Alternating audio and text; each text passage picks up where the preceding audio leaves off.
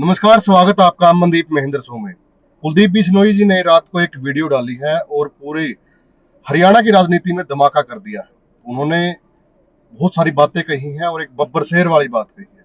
तो बड़े बड़े कयास लगाए जा रहे हैं। मेरे साथ बातचीत में वरिष्ठ पत्रकार महेंद्र सिंह है। सर, स्वागत है आपका। धन्यवाद मनदीप जी। सर, वीडियो देखी होगी, पूरे हरियाणा के अंदर चर्चा है। क्या कुछ कहेंगे, क्या कुछ कैसे देखते हैं सर आप इसको?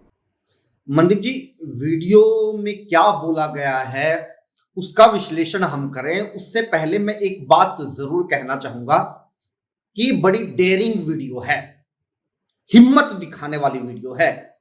मैं निजी तौर पर अगर कहूं, पिछले वीडियो में जब हम इस पूरी की पूरी कंट्रोवर्सी के बारे में बात कर रहे थे तो मैंने भी ये कहा था कि डर है कहीं ना कहीं बिश्नोई परिवार के भीतर, इसलिए वो खुलकर नहीं बोल रहा है।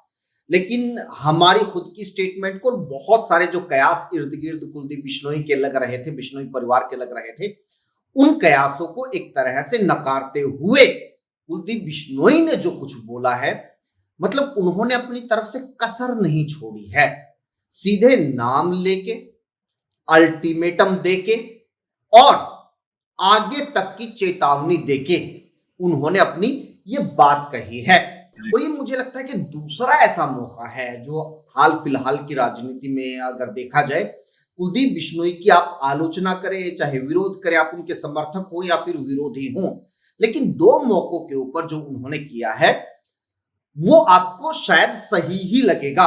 पहला, जब उन्होंने कांग्रेस के भीतर होते हुए राज्यसभा चुनाव में क्रॉस वोटिंग की जी। तो उन्होंने सामने आकर कहा कि हाँ मैंने की है, और उन्होंने फटाक से कांग्रेस की सदस्यता से इस्तीफा दे दिया, विधायक पद छोड़ दिया, उन्होंने सीधे चुनाव का सामना किया जी। जो आज विधायक नहीं कर रहे हैं और बहुत बार नहीं करते हैं। नाम छिपाते रहते हैं, किसी न किसी तरह पार्टी में बने रहते हैं ताकि सदस्यता बची रहे। वो एक बहुत ही डेयरिंग काम था। और दूसरा ये मौका है जब उन्होंने, हालांकि टाइम लगाया उन्होंने आते आते, लेकिन जब उन्होंने विरोध जताना चाहा तो बीजेपी के भीतर रह के इतना मुखर तरीके से बहुत कम ऐसे नेता है जो बोल पाते हैं, और जो अब तक बोले हैं आप उनका हश्र देखेंगे तो किसी की हिम्मत नहीं होगी बीजेपी के भीतर रह के इस तरह की भाषा बोलने की या इस तरह का विरोध या बगावती सुर अपनाने की। तो अब रेखा शर्मा से लेके उन्होंने मोहनलाल बडोली दोनों तक को अपने बयान में लपेटा है।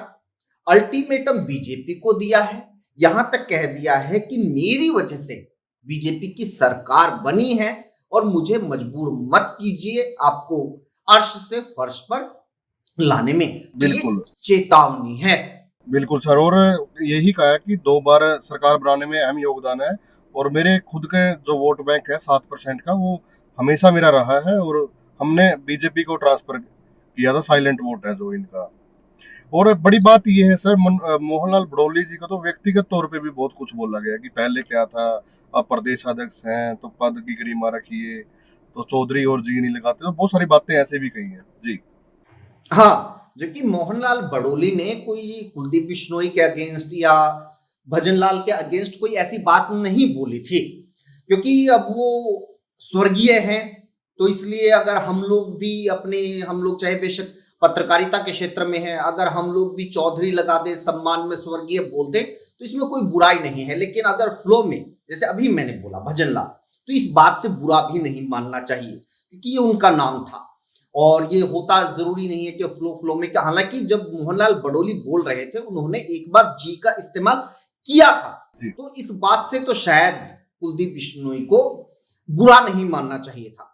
लेकिन उनको बुरा ये लगा कि बडोली साहब बचाव कर रहे हैं कहीं ना कहीं रेखा शर्मा का, और उनके ऊपर जो कार्रवाई की मांग कर रहे थे वो करने की बजाय वो उनके बचाव में आके खड़े हो गए हैं। अब एक तरह से देखा जाए कि कांग्रेस, माफ कीजिएगा, बीजेपी जो है वो रेखा शर्मा के साथ है।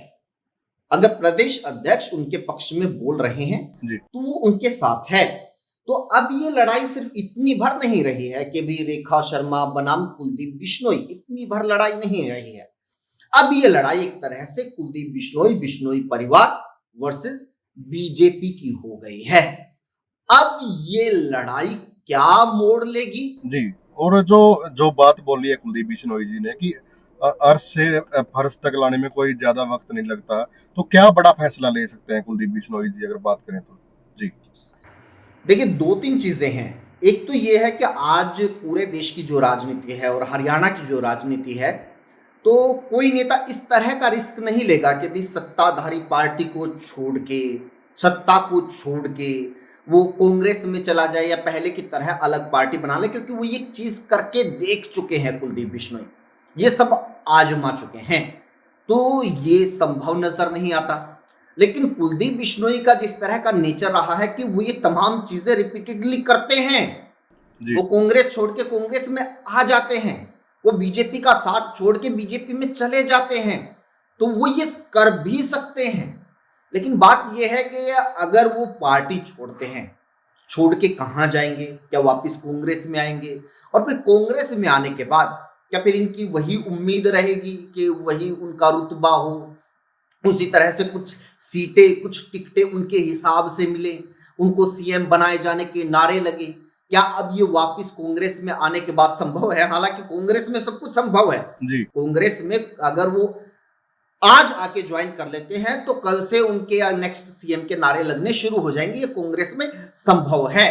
जी। लेकिन क्या वो ये रिस्क लेने के लिए तैयार हैं? अब रिस्क लेने के लिए तैयार हैं या नहीं हैं, ये इस बात के ऊपर निर्भर करता है कि आज उनकी बीजेपी में जो स्थिति है, क्या वो इससे सेटिस्फाई हैं? वही बात है ना सर, वही बात। सांसद की टिकट नहीं मिली, जी। बेटे नहीं जीते, किसी तरह का कोई पद, कोई जिम्मेदारी उन्हें नहीं दी गई, राज्यसभा में नहीं भेजा गया, केंद्र में नहीं ले जाया गया, संगठन में कोई बड़ा पद नहीं दिया गया, तो एक तरह से पूरी तरह बीजेपी ने बिश्नोई फैमिली को दरकिनार कर दिया है, बिल्कुल हाशिए पे लाके छोड़ दिया है। और शायद ये सारी कैलकुलेशन लगाने के बाद कुलदीप बिश्नोई ने ये सोचा है कि भाई आप सब कुछ खो तो चुके ही हैं, जी। अब किस चीज को बचाने के लिए आप चुप रहेंगे, आप समझौता करेंगे? शायद ये सारी कैलकुलेशन लगाने के बाद उन्होंने आगे आकर बोलने का फैसला लिया है। अब यहां पर दो चीजें हैं। कांग्रेस जैसी पार्टी होती तो शायद दबाव में आ जाती, और उसके बाद अगर कांग्रेस सत्ता में होती, कई बार ये हुआ है कि बहुत सारे लोगों ने अपना पोर्टफोलियो चेंज करवा लिया, अपना कोई नया पद ले लिया, कांग्रेस अगर सत्ता में हो, कांग्रेस के हाथ में अगर पावर हो, तो ये कांग्रेस में होता था। लेकिन बीजेपी में ये चलन हमें नजर नहीं आता। बीजेपी में बहुत बार ये देखने को मिलता है कि नेता लोग अगर बोलने लग जाते हैं तो वो बोलते रहते हैं, बीजेपी को फर्क नहीं पड़ता। अब कुलदीप बिश्नोई के बोलने से क्या फर्क पड़ेगा? क्या हम जो देखते हैं कि सीधे मुख्यमंत्री जाते हैं अपने किसी भी नाराज नेता को मनाने के लिए, क्या मध्यस्थता करने के लिए वो जाएंगे, उनको मनाने के लिए जाएंगे? क्या मनोहर लाल खट्टर अब रोल में आएंगे? इसके बाद कुलदीप बिश्नोई को लेकर पार्टी लाइन क्या होगी? जी, तो उनके कार्यकर्ता किसके पक्ष में बोलेंगे? क्या ऐसा भी हो सकता है जिस हिसाब से बीजेपी लगातार दरकिनार कर रही थी, तो जानबूझ के ये चीजें करवाई जा रही हो कुलदीप बिश्नोई के खिलाफ, ताकि वो खुद ही पार्टी को छोड़ दे, कुछ ऐसा? नहीं, ऐसा तो मुझे लगता नहीं कि बीजेपी इस तरह की कोई कोशिश करेगी, क्योंकि बीजेपी अभी भी ऐसी स्थिति में है कि आ जाओ, जिसको आना है आ जाओ और लोग जुड़ जाओ। बीजेपी अभी कांग्रेस वाली सिचुएशन में नहीं आई है कि कांग्रेस जो कोशिश करती है कि भी जाओ, तू भी चला जा, तू भी चला जा, तू भी चले जा, तू भी छोड़ जा, और फिर है ना खुद कांग्रेस के नेता खुश हो जाते हैं, राहुल गांधी मंच पे खड़े होकर तालियां बजवाते कि देखो सारे छोड़ के चले गए, मुझे किसी की जरूरत नहीं है। और हाँ, राहुल गांधी का जिक्र आ गया तो राहुल गांधी अपने कार्यकर्ताओं को बब्बर शेर बोलते हैं। कुलदीप बिश्नोई ने ये चर्चा भी है पूरे हरियाणा में, बोला है। ये चर्चा भी चल रही है। तो इसके बारे में सबसे पहले मैंने लिखा था फेसबुक के ऊपर कि ये इत्तेफाक है, लेकिन हालांकि राजनीति में आप देखेंगे तो बहुत सारे नेता ऐसे हैं जो अपने आप को शेर, बब्बर शेर बोलते हैं और उनके कार्यकर्ता उनको शेर बोलते हैं। बहुत सारे नेताओं को ये टैग मिल चुका है। खुद नरेंद्र मोदी को उनके जो समर्थक हैं वो शेर बोलते हैं। ये चौधरी बीरेंद्र सिंह है, उनको वो शेर बोलते हैं उनके समर्थक। जी। अब कुलदीप बिश्नोई खुद को बोलते हैं, उनके समर्थक भी उनको बब्बर शेर बोलते होंगे। जी, बिल्कुल। तो फिर क्या कुछ लग रहा है, क्योंकि कुलदीप बिश्नोई जी का तो आदमपुर भी जा लिया। पहले आदमपुर का ये होता था कि गढ़ है उनका और ये सीट तो उनकी रहती है, लेकिन बीजेपी में जाने के बाद तो उनका आदमपुर भी उनके हाथ से चला गया। जी। ये सबसे बड़ा झटका है। हाँ। अपने अपनी जो पारिवारिक परंपरागत जहां पर पैठ है, जो आपकी राजनीति की जड़ है, वो सीट भी आपने खो दी। और ये मान के चलिए कि कुलदीप बिश्नोई एक ज़माने में, क्योंकि चौधरी भजनलाल के परिवार से आते हैं, उनकी विरासत बहुत लंबी है, पूरे हरियाणा में उनका प्रभाव था। तो वहां से सिमटते-सिमटते वो एक टाइम पर हिसार तक सीमित हो गए थे कि भी हिसार की पॉलिटिक्स कर लें। लेकिन हिसार में भी उनको टिकट नहीं दी गई बीजेपी की तरफ से। और फिर विधानसभा चुनाव में ऐसी स्थिति हो गई कि वो अपना हलका भी, उनके बेटे अपना हलका भी हार गए। तो यहां पर जो झटका लगा, उसके बाद उम्मीद ये थी कि भी एक वोट बैंक तो है उनका पुराना, जी। काफी लोग तो हैं उनके साथ। पैन हरियाणा, अगर भी कुछ नेता ऐसे हैं हरियाणा में जो पैन हरियाणा जाकर कहीं भी कार्यक्रम करें तो उनका स्वागत करने के लिए, चाय पानी का प्रोग्राम करने के लिए, करवाने के लिए कुछ लोग मिल जाएंगे। उनमें से कुलदीप बिश्नोई हैं। तो ये जब स्थिति आ गई कि भी वो अपने आप को हिसार तक सीमित कर ले, तो हिसार भी चला गया, फिर एक हल्के तक सीमित कर ले, वो भी चला गया। उसके बाद उन्हें उम्मीद रही होगी कि प्रदेश अध्यक्ष बना दें, वो उम्मीद टूट गई। राज्यसभा को लेकर बार बार कयास लगाए गए, वो उम्मीद टूट गई। राजस्थान में भी कई बार कोशिश हुई कि वहां पर किसी तरह का कोई एडजस्टमेंट हो जाए, क्योंकि उनका प्रभाव उस क्षेत्र में भी है। बिश्नोई बहुल काफी इलाके हैं वहां पर, तो उनका प्रभाव उस क्षेत्र में वहां पर माना जाता है कि उनको किसी तरह से वहां एडजस्ट कर लिया जाए, वो भी संभावना जीरो हो गई। उसके बाद आप ये मान के चलिए कि कुलदीप बिश्नोई अपने लोएस्ट पॉइंट पे हैं। अब राजनीतिक तौर पर उनके पास खोने के लिए कुछ नहीं है। अब यहां से या तो ये सेटिस्फाई हो जाए कि भी हो गया राजनीति, इसके बाद तो फिर संन्यास ही बचता है, या फिर यहां से अगर वो कुछ बगावत करते हैं तो शायद इससे एक पॉइंट आगे बढ़ने की ही संभावना है। इससे कम तो क्या हो जाएगा। जी। और इसके जैसे ना जो बयानबाजी की है, ये कोई हल्की बयानबाजी नहीं है।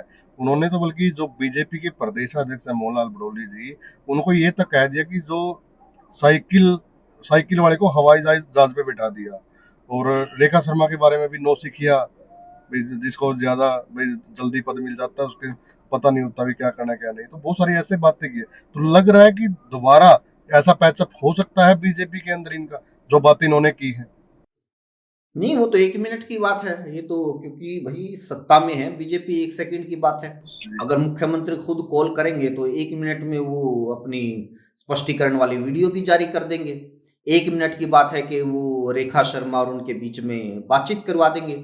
तो ये कोई बड़ी बात नहीं है। लेकिन बात ये है कि इतने बगावती सुर अपनाए जाने के बाद जी। स्थिति ये है कि या तो वो जो कह रहे हैं कि भी रेखा शर्मा जी, मोहनलाल बड़ौली जी, ये लोग माफी मांगे, या फिर उनके ऊपर कार्रवाई हो। जी। क्या इन दोनों ऑप्शन की बजाय कुलदीप बिश्नोई सिर्फ इसी बात से खुश हो जाएंगे कि ठीक है जी, बात हो गई, गलतफहमी थी और ये दूर हो गई। और ये राजनीति में ये भी होता है, और ज्यादा संभावना मुझे निजी तौर पर ये लग रही कि ये हो सकता है। अब अगर राजनीति को यहाँ से, हरियाणा की राजनीति को यहाँ से कोई दिलचस्प मोड़ लेना है, बीजेपी की राजनीति को किसी और दिशा में जाना है, तो क्या पता कुछ भी हो सकता है। भविष्य के गर्भ में कुछ भी हो, हम इसका सटीक अंदाजा नहीं लगा सकते। जी, धन्यवाद सर बातचीत करने के लिए। जी, तो वीडियो को ज़्यादा से ज़्यादा आप लोग शेयर भी करें और आप लोग कमेंट जरूर करें, ताकि ये वीडियो की रीच आगे तक जाए और सब लोगों तक ये वीडियो पहुंचे। धन्यवाद।